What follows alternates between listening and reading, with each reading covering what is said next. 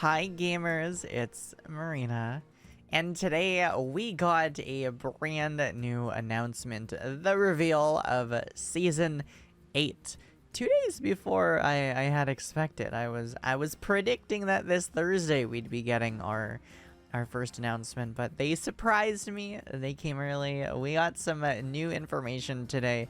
Not too much. But we know that there's gonna be a season 8, and we know that we do get a new mechanic. That's super exciting to see how it's gonna shake up the game, and yeah, let's jump into it. So on August 20th, we are getting a brand new season with a brand new mechanic called Trinkets.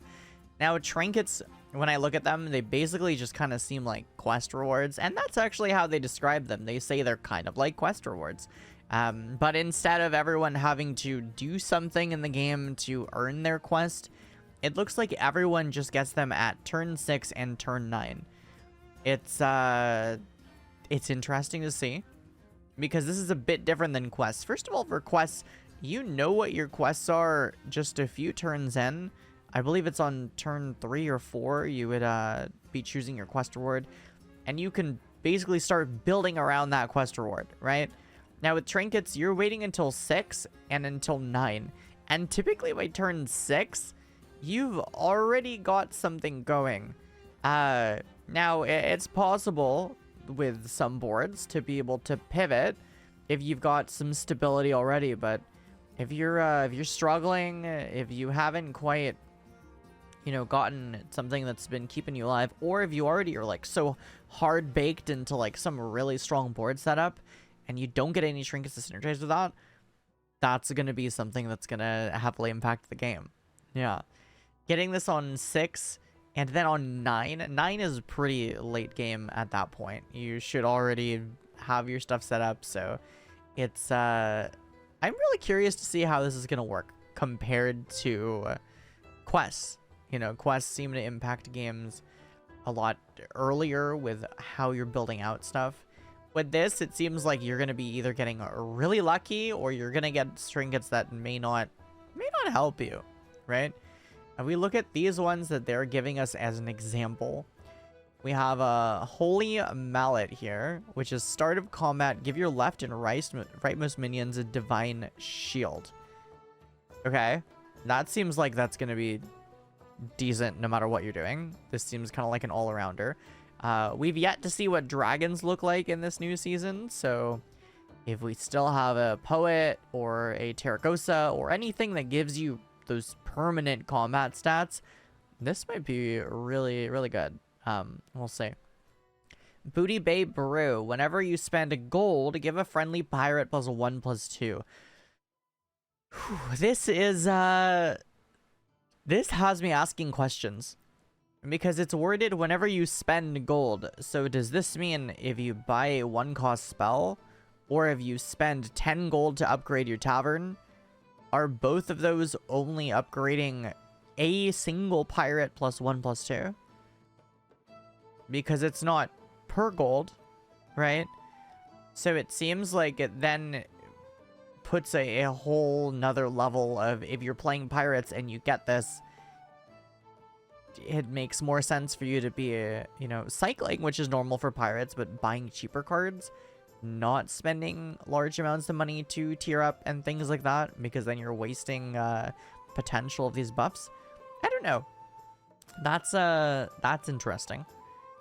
Our third option here is Yogg-tastic Pastry, and that's spin the wheel of Yogg-Saron, and then at the start of each turn, spin it again. So this is essentially the quest reward of at the start of your turn, spin the wheel of Yogg-Saron.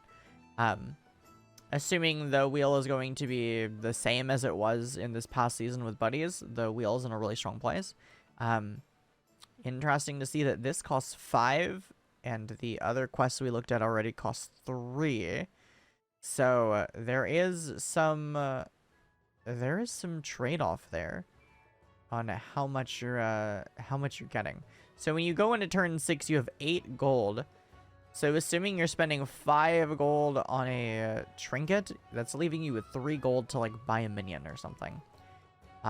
Versus if you spend 3 gold or 2 gold, I see that one on the end is less gold. So that's gonna be that's gonna play a big part, I think.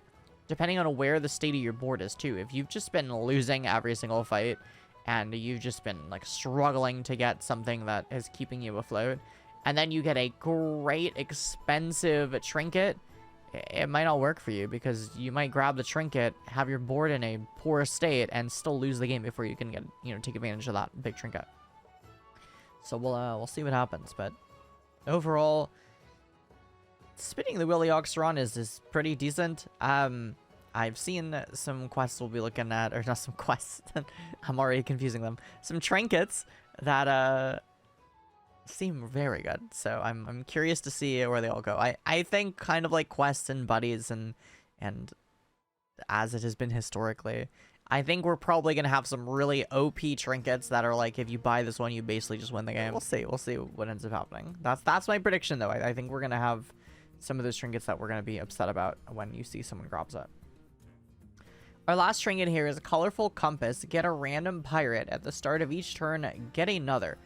I'm assuming this is going to be an option for every single minion type. You will just see, a compass or whatever the, analogous one for each minion type is going to be that will let you get that minion at the start of every turn. This is also, if you'll notice, this is the turn 6 trinkets. So these are called lesser trinkets. There are greater trinkets. So the ones you get at turn 9 are better.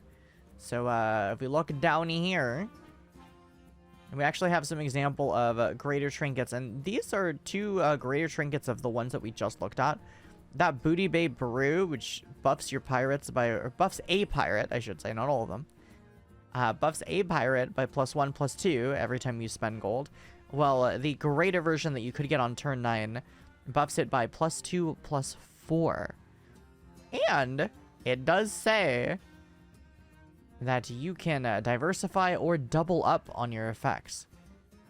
So I'm assuming that these then would stack. You could get both the Booty Bay Brews and then have your pirates every time you're spending gold go up by +3/+6. That could be pretty good if you already have something going with cycling pirates and you're spending a ton of gold every single turn.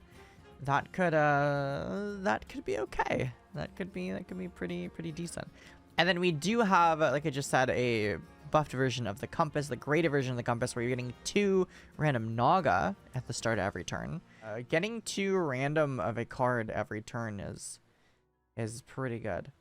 It could be, you could end up in the situation where you get a colorful compass. You get this lesser compass to get a pirate every turn, but then you get the greater Booty Bay Brew.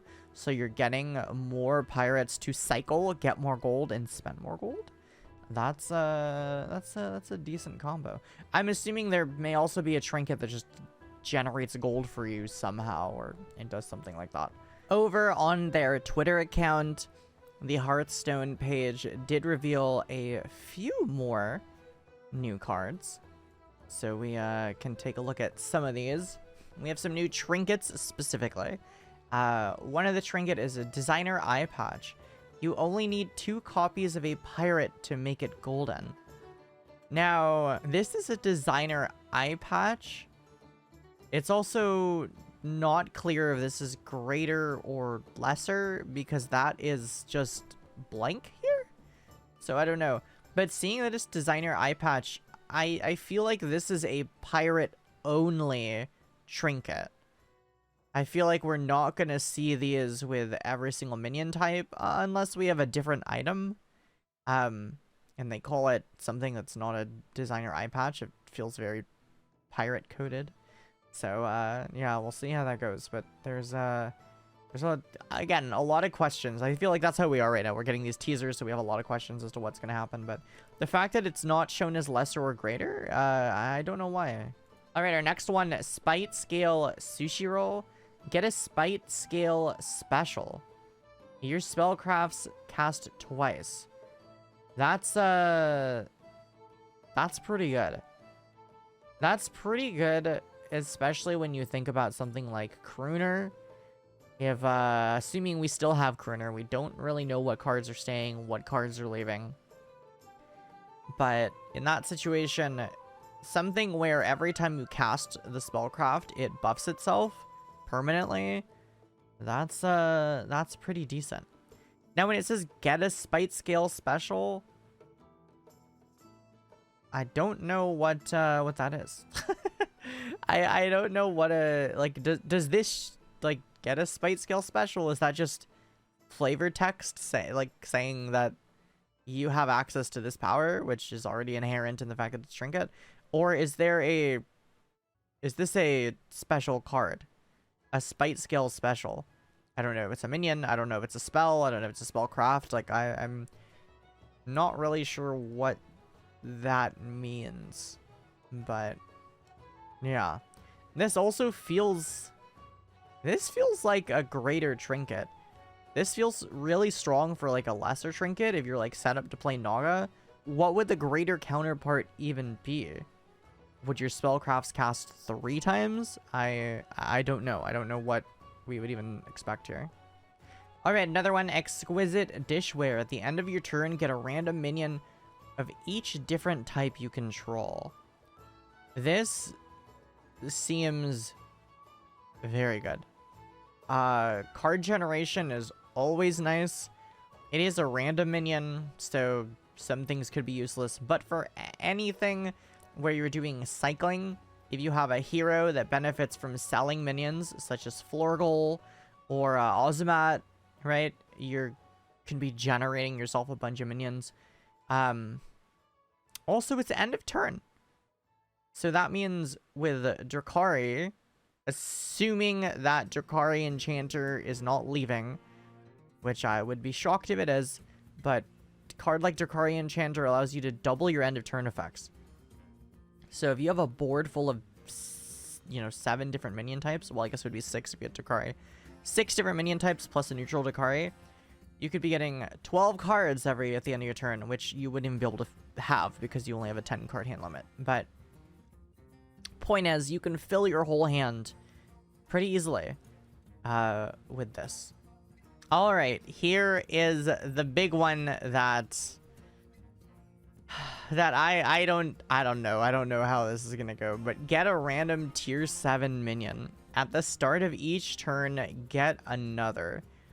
Right now in the buddies meta that's been going on, tier 7 minions have been extremely strong, and there's been a few heroes that get access to them either just inherently or by stealing cards from other people who get access to tier 7s.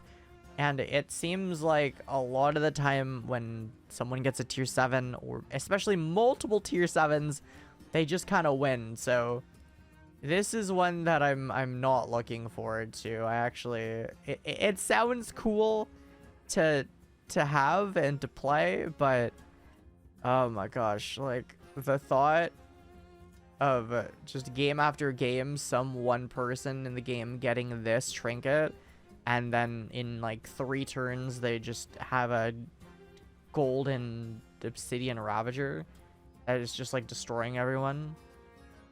It doesn't sound fun. But we'll see what happens or how it works. If they haven't specified, but I'm assuming that everyone gets random trinkets. I'm assuming it's not that everyone gets the same trinkets. If it's everyone gets the same 4 trinkets to choose from, that would be interesting. That would definitely be more balanced, but it doesn't feel very Hearthstone to do that. It feels like everyone would get random trinkets. If everyone got the same trinkets and everyone had access to this, I think that would be a lot more fun.